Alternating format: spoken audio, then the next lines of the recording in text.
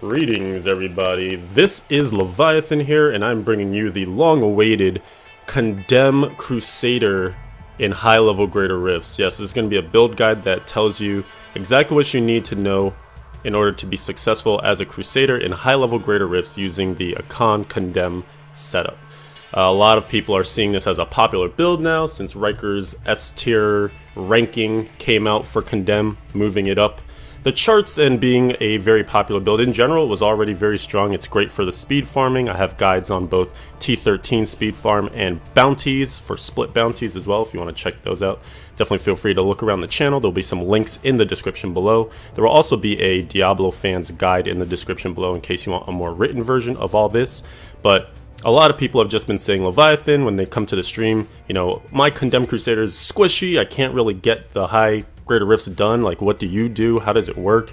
And there are definitely moments of squish. That is for certain. You can even see on screen, you know, we're always up and down in life. But the way that sort of the tactics and the skill choices all come together make it so that you can be successful in these Greater Rifts, just knowing sort of what to do and how to operate the build and how to best condemn at all given times. So we're going to be talking about the skills, the gear choices, the gems, some variants to all those things, cube powers, etc. I'm really excited to bring this to you guys. So let's go ahead and hop into my screen here for the in-game stuff.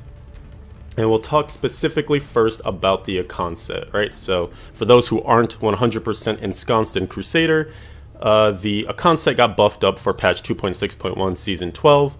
The powers I'll quickly go through is the 2-piece set bonus to reduce the cost of all abilities by 50% while Akkhan's champion's active.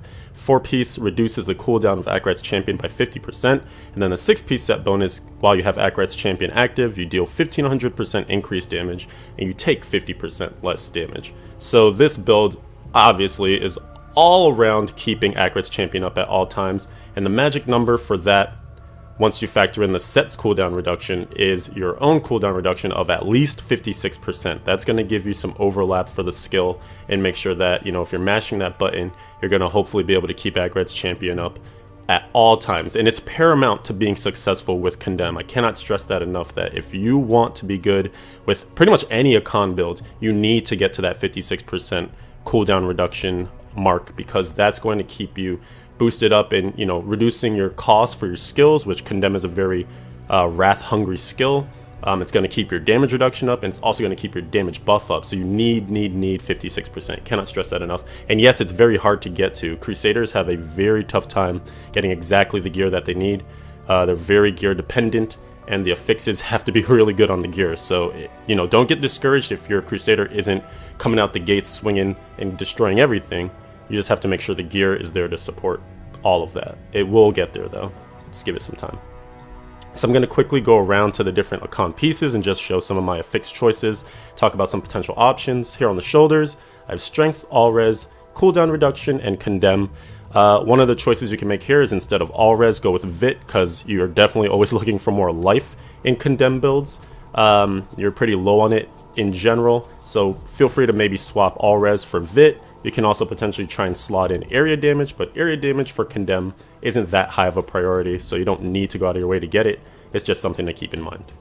On the helm, very typical helm, Strength Vit, critical hit chance, and then a socket. There's also some consideration. I don't like having that chance to fear as a secondary. One thing to note is that Condemn has a very high proc rate, so for any of those, you know, chance to produce certain CC effect, chance to freeze, chance to stun, you'll actually get a lot of those activations from your Condemns. So it is worth keeping in mind, even though you're like, that's such a low percent, 2.3% chance to fear, you'll see it sometimes. And I mean, I don't know, it doesn't interrupt my gameplay too much, but ideally I think I'd like to have something else on my secondaries there. In the chest, I've had some discussions with a few different players, but we seem to have come to a consensus that Strength Vit, Condemn, and then obviously the sockets is going to likely be the best chest. Your secondary, something to look out for too, would even be like a ranged reduction, maybe a melee reduction if you're not going with the String of Ears version, which is the one that I'm going to show you here right now. But if you're moving away from String of Ears, then melee reduction rolls also go up in value. So something to keep in mind for your secondaries on the chest. For gloves, gloves are so tough to itemize. You can see I don't even have these ancient yet. I've been gambling for about 2 weeks, still don't have ancient gloves that are good.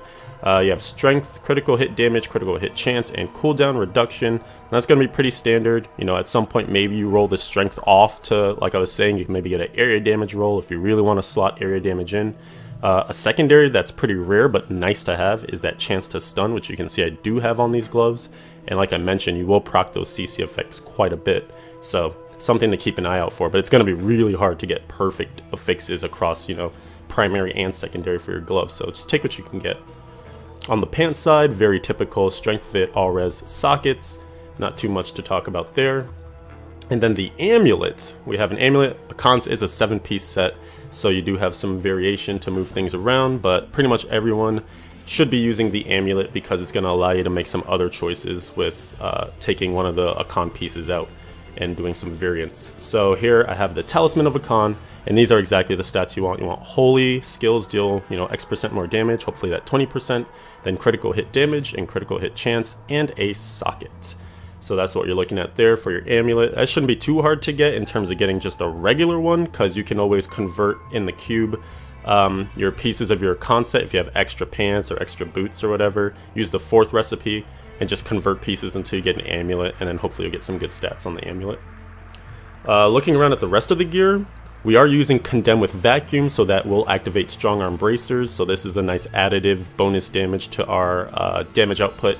So Strong Arms, typically you want that holy damage again, because we are using a holy Condemn rune, and then Strength Vit, critical hit chance, not too much to talk about there. This is also another secondary where you can get some reduced range or reduced melee, so keep an eye out for that on your secondary. Boots, pretty typical for this setup, is going to be the illusory boots. You want to be able to move through the mobs as easily as possible. You don't have a steed charge in this version, so you're really looking to have good mobility, especially because it helps with your vacuums and continuing to pull all the mobs through the Greater Rift. So illusory boots are great just for that movement, and pretty typical here. Strength Vit, all res, one with an armor roll instead of a movement speed roll. Not sure it matters too much, you can go either way. I like going with the armor, to be honest, because I don't have to move my Paragon around as much. I can just max out movement speed and forget about it. So that's something if you like being lazy, but for the most part I don't think it matters too much there. And then let's look at the jewelry, the rest of the jewelry. We're going Focus and Restraint ring setup, because you do have a generator in this build using Slash, and then you have your Condemn, which is the spender side, so you have Focus and Restraint. And both your rings want to look exactly the same, pretty much. Critical hit damage, critical hit chance, cooldown reduction, and a socket. And then for your secondaries, maybe some nice physical resistances or something.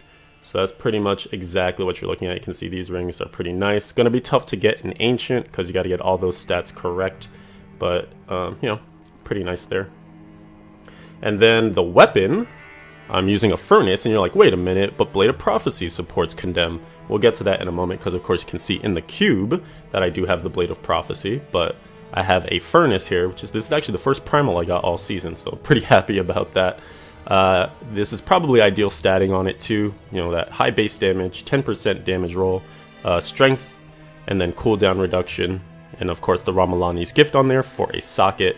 Secondary, again, you know, you can get CC effects on your weapons, so maybe a chance to freeze, a chance to blind, something like that could be nice here. But Life After Kill is actually pretty good too, because you want to be having some sources of healing and recovery in the build.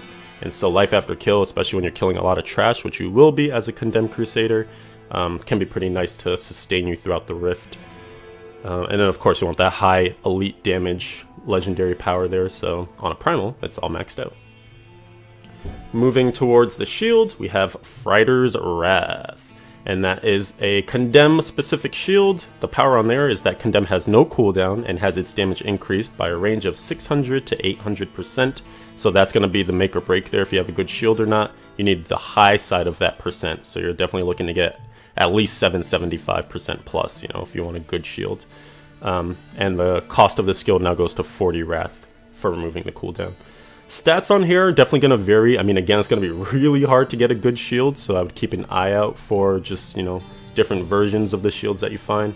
But something like Strength, Vit, Critical Hit Chance, Condemn, cooldown reduction, you know, any one of those 5 stats are probably going to be good enough for you in some combination. With this variation of the build that I'm using, we use a Leoric's Crown in the cube, so you can actually get rid of 2 sources of CDR and be fine. So that means that you could potentially drop CDR from your Frighter's Wrath, like I did. Or that you won't need it on your amulet, for instance, or something like that. So it just gives you some leeway to mess around with affixes. You can do some things here and there. And I guess technically I shouldn't say 2 sources. You can definitely get rid of 1 source of a max CDR roll. So like if you had, you know, if I had 8% CDR on this shield previously, I can get rid of that and take something like critical hit chance or like condemn damage. And it gives you a little bit more leeway because the other rolls of your CDR don't have to be perfect, I guess is what I should say. So you don't need exactly 8% everywhere if you're using a Leoric's Crown. So just keep that in mind as a consideration. And what the Leoric's Crown also allows us to do is take a string of ears, which is going to be, like I mentioned, great for that huge melee damage reduction. We are a melee build, we're in the fray, we're pulling all the mobs around. We are taking a lot of damage. Like I said, it's a pretty squishy build. So something to just keep in mind is that you can go with String of Ears here, which is a very defensive piece. Strength of it, all res, life percent. And then, like I said, the power on there for the damage from melee reduction. And like I also mentioned, keep in mind that if you do go with the String of Ears, then other melee damage reduction affixes in other parts of the gear setup go down in value. Because you can't... It stacks them, but it doesn't, like... It's the same way that CDR works, essentially. Like, for each one that you add after a big source of it, it's less effective, basically, or you don't get as much from it. So that's pretty much it. Diamond in the helm, of course, to support more CDR, and then diamonds in the chest and pants for all res to keep you sustained on your defense. Emerald in the weapon for more critical hit damage, and then your legendary gems are going to be Esoteric Alteration, Bane of the Stricken, and Bane of the Trapped. Pretty self-explanatory across the board, but Bane of the Trapped is one of the best, if not the best, DPS gem in the game, so you want to use that at all times. Bane of the Stricken, this build is great at density, killing density very, very easily and quickly.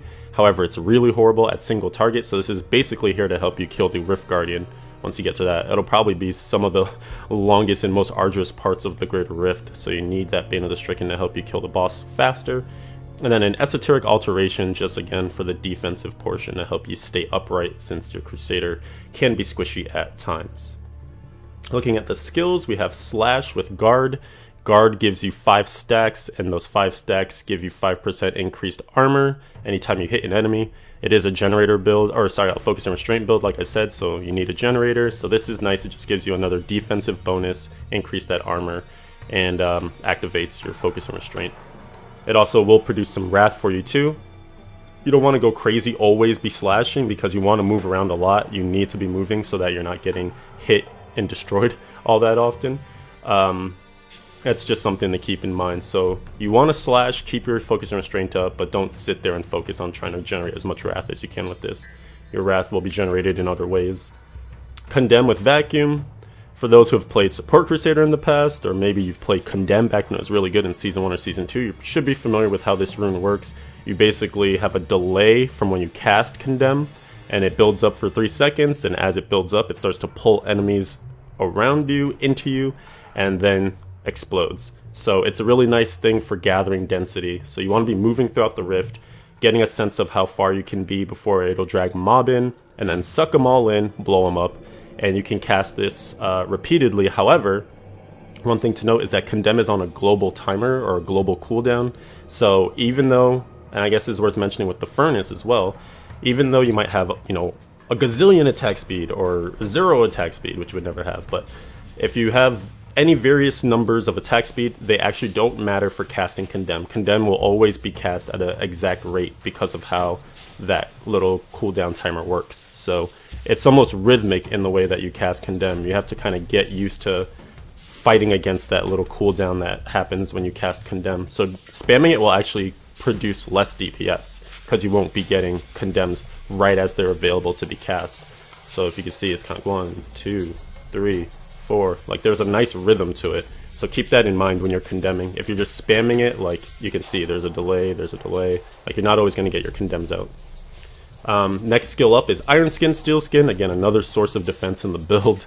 You're activating this mainly when you're getting into trouble or when you want to go in to really deal some damage. Since I'm using COE in the cube, what I like to do is time my activation of my defensive skills with going in during the holy portion and then just doing as much damage as I can while I'm buffed up on defense, and then, you know, get out of there once holy's gone and start to gather mobs up again, do the dodging thing, and wait until the next cycle comes through.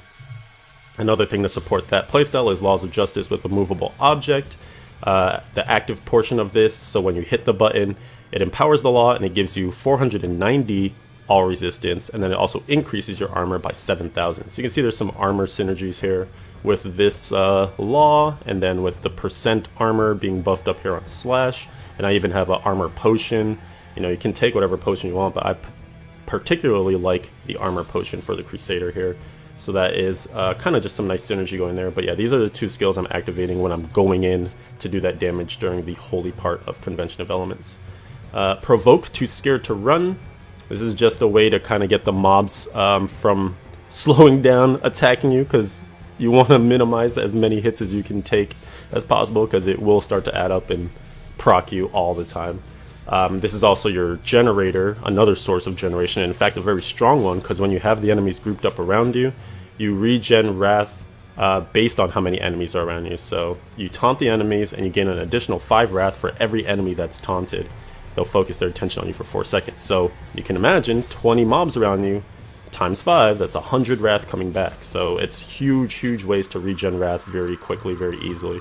And this particular rune also slows the enemies and slows their attack speed, which is, again, like I mentioned, a nice way to prevent some of that damage from coming in, or at least be able to dodge the damage. And last but not least, for the active skills, Akkhan's Champion with Prophet. Like I said, Akkhan's Champion brings this entire thing together. It must be there on your bar. You need 100% uptime, 56% CDR. Drill it into your brain. It's a 90-second cooldown skill, but like we said, when you have that CDR, you can have 100% uptime.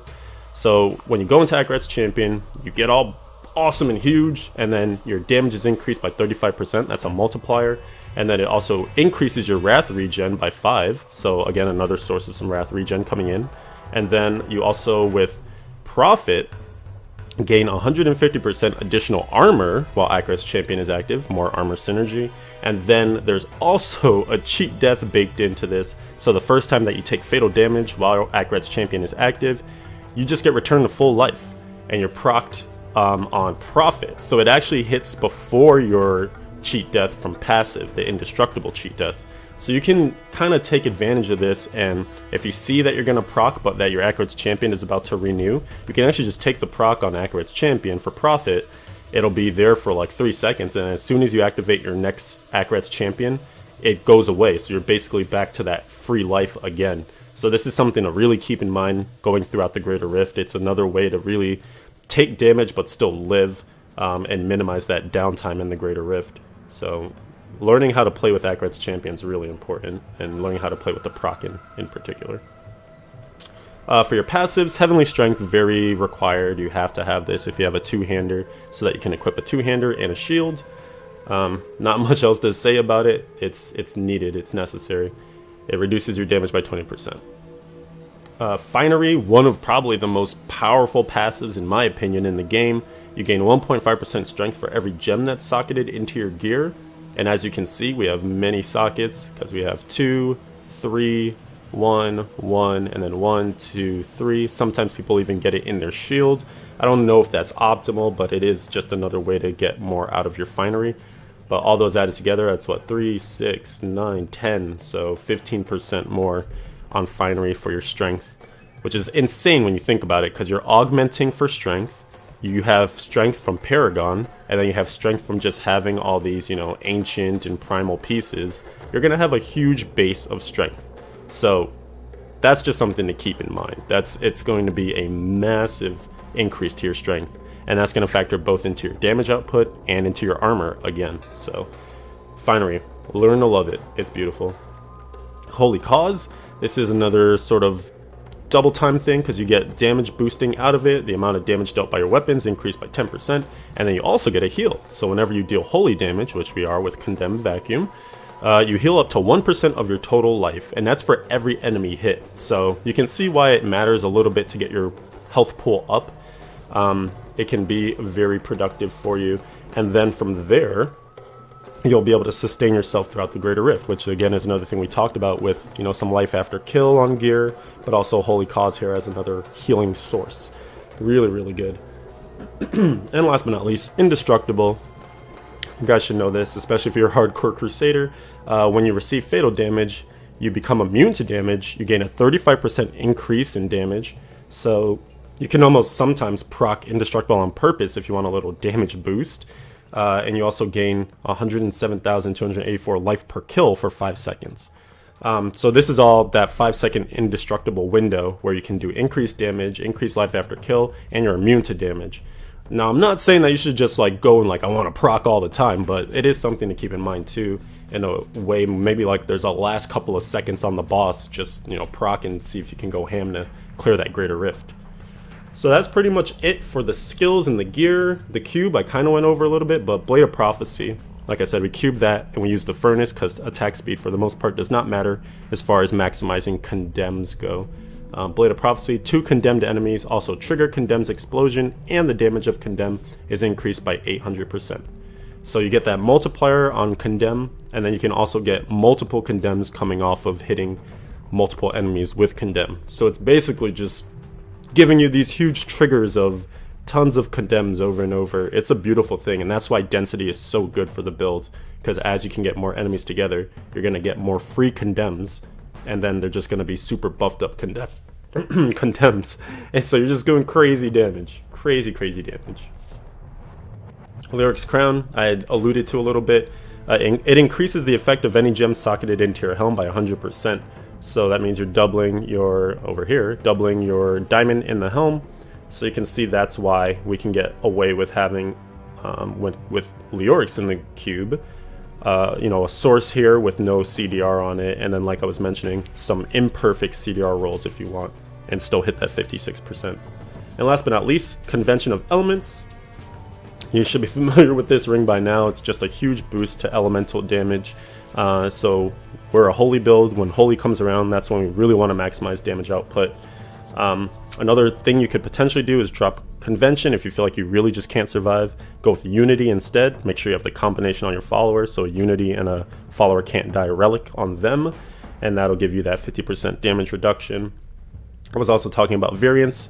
Sometimes people will cube illusory boots, and then you're going to be wearing the regular boots of Akkhan, and then sub out the Akkhan pants and go with hexing pants. Then you would probably need to have a vigilante belt. So there are some other ways to kind of move things around. The nice part about hexing pants is that you do get the additive damage when you're moving, 25%, and then you also get the wrath regen bonus, which can be really nice for keeping your wrath up, because there will be times where you might feel a little starved on wrath, so it's something to keep in mind. I personally still like this setup the most. I feel like it's going to be the best in terms of getting through the high levels of Greater Rifts, but feel free to play around. I'm sure there's other variants of things you can do too, even when it comes to speed Greater Rifts and group Greater Rifts too. Maybe I'll do a video on that at some point. But that is pretty much going to be it, my friends. I hope that you enjoyed this guide. We tried to give you as much information as possible. I'm sure there'll be even more questions, so feel free to hop into the comments and let me know. I can always answer more questions. Again, there will be a Diablo fans written guide where I'll go into detail on some of the things I discussed. I'll try to keep that up to date too if there are any sort of things that pop up in the community to improve the build, or maybe just variants that seem interesting. And then I'll be on stream, twitch.tv/Leviathan111. You see it right there in the corner. I'll be available to talk about anything while playing it. You can see the build in action, ask more questions, things like that. So feel free to stop on by. We'll probably have some more videos as I get clears and things like that. I'll upload them to the channel here as well. And that's going to be it for me for today. Again, thank you guys so much for hanging out with us. It's been Leviathan talking about some Condemn Crusader, high-level Greater Rifts. It's a beautiful thing. Let me know how the build is working for you, what kind of clears you're getting, and I'll see you in the next one. Take care for now.